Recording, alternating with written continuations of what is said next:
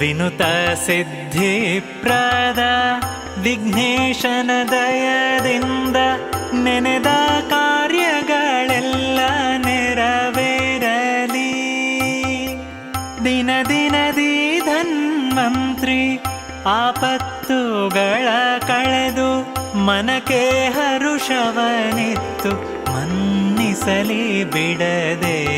ಶ್ರೀಪತಿಯು ನಮಗೆ ಸಂಪದವಿಯಲಿ.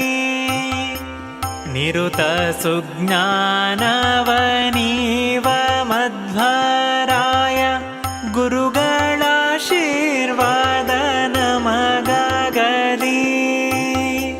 ಪುರಂದರ ವಿಠಲನ ಕರುಣದಿಂದಲಿ ಸಕಲ ಸುರರೊಲುಮೆ ನಮಗೆ ಸುಸ್ಥಿರವಾಗಲಿ. ಶ್ರೀ